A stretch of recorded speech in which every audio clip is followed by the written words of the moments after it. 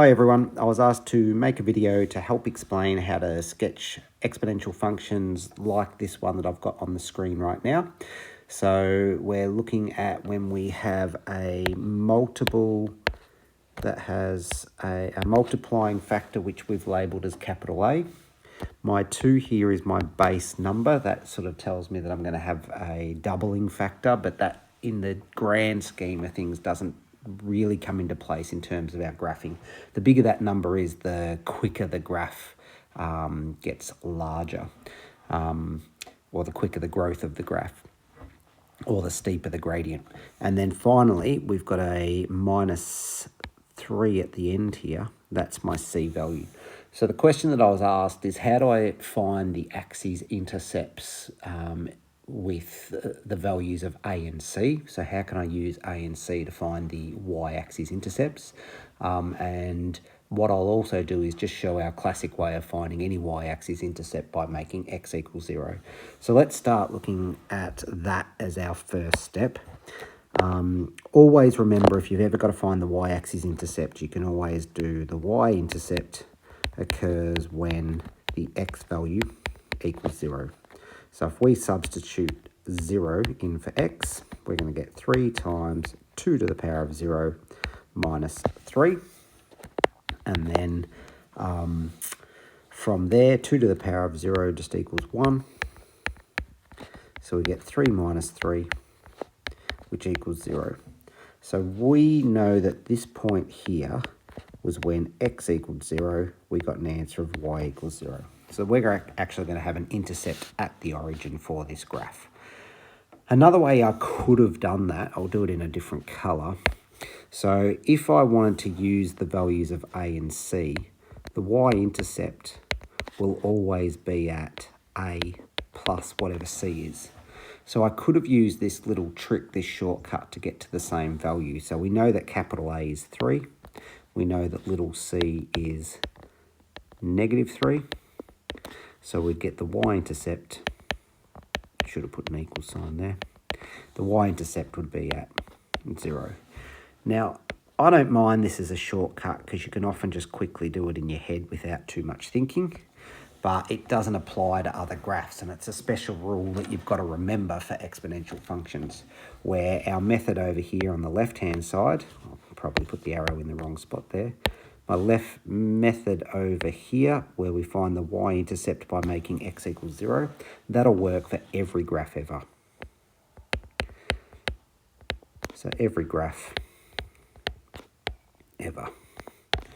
Cool, so we might as well, even though the question was about the axis intercepts, I might as well keep going to sketch this graph. So let's start by drawing an axis. Haven't done a very good job there, but we're getting there. I'm out of practice. So we have an intercept at 0, 0. And what we've got to do is look at this graph, and it is based on the 3 here. That's a positive 3, so it's a positive graph that has been shifted down 3 units. So that means my axis intercept is at 0, 0. Because the graph was shifted down 3 units, we're going to have an asymptote at y equals -3. And because A was a positive value, that means it's a positive growth graph, so it's our normal positive exponential shape. It's going to go something like that. Probably at the end there, I could have curved that a little bit better. And it's going to look something like that. And I don't need to find an x-axis intercept because I've already actually found it.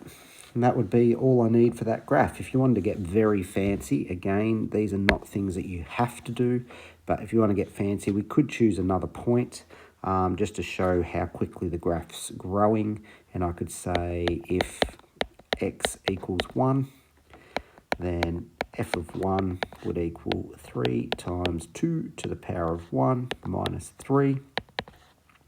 So 3 times 2 is 6, take away 3 is 3, and so we can get another point on our graph here, and we can say that's the point where x equals 1, y equals 3. So now we've got 2 points, we've got the asymptote with the equation, we've got the axis intercepts, we've shown the correct shape, we're all good. What else could we do with that? We could talk about the domain and range. Domain would be R, because there's no limitations to what x can be. It goes from negative infinity all the way to infinity. But the range is going to be from negative 3, all the way up to positive infinity. And that's probably all I'm going to bother doing with that graph. Sweet. The second example, I'll do on a new page here. So if anyone wants to print it out or do anything like that, I guess you can access it.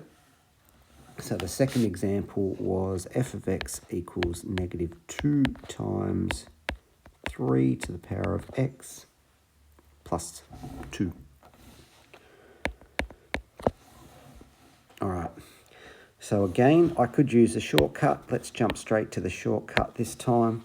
I know that the y-intercept is going to be equal to a plus c. This is my a value, this is my base number, and this is my c value here. So my y-intercept is going to be negative 2 plus 2, and again, we've got a situation where it's at 0. Same as I did before, I'll show that the other way. Y-intercept is when x equals 0. So then I'd get f of 0 equals negative 2 times by, I don't know why I've got brackets there, but they're there now, times by 3 to the power of 0 plus another 2. 3 to the power of 0, that always just equals 1. So I've got negative 2 times by 1. It's negative 2 plus 2, which equals 0. So when x was 0, y was 0. Sketching the graph. Let's just put on our axes.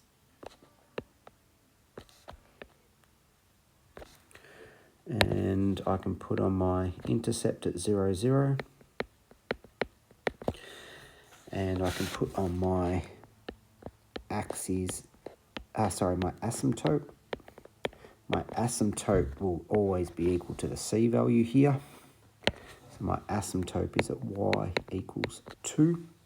And this time, because a is negative, that means it's going to be a negative exponential. So it's been reflected in the x-axis. So it is going to be flipped around this way. So that would be my exponential graph. Again, other things we could do the domain. Again, domain is R, goes from negative infinity to infinity. And the range this time is going from negative infinity up until 2. And it's always important that we put the smallest value. This is my smallest value. That should be first in my interval notation.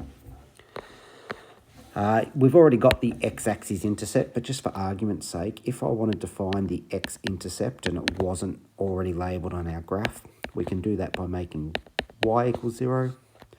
So my equation would be 0 equals negative 2 times 3 to the power of x plus 2.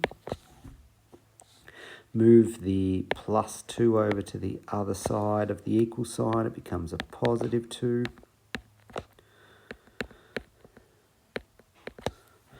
And then, it doesn't become a positive 2. It becomes a negative 2 on the left-hand side of the equal sign. And then negative 2 divided by negative 2 becomes positive 1. And we've got an exponential equation, 3 to the power of what equals 1.